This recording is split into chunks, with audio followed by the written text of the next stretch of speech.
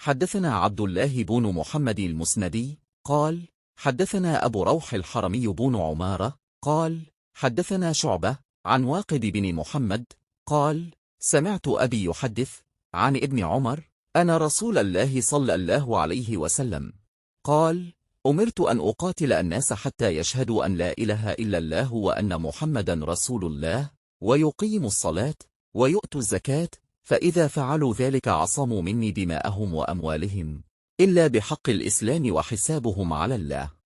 इस हदीस को हमसे अब्दुल्ला बिन मोहम्मद मिस्नदी ने बयान किया, उनसे अबू हुरमी बिन अमारा ने, उनसे शोबा ने, वो वाक़िद बिन मोहम्मद से रवायत करते हैं। वो कहते हैं मैंने ये हदीस अपने बाप से सुनी। वो इब्न उमर रज़ से रवायत करते हैं कि रसूल अल्लाह ने फरमाया, मुझे अल्लाह की तरफ से हुक्म दिया गया है कि लोगों से जंग करूं इस वक्त तक कि वो इस बात का इकरार कर लें कि अल्लाह के सिवा कोई माबूद नहीं है, और ये कि मोहम्मद अल्लाह के सच्चे रसूल हैं, और नमाज अदा करने लगें और ज़िकू दें। जिस वक्त वो ये करने लगेंगे तो मुझसे अपने जान व माल को महफूज कर लेंगे सिवाय इस्लाम के हक के।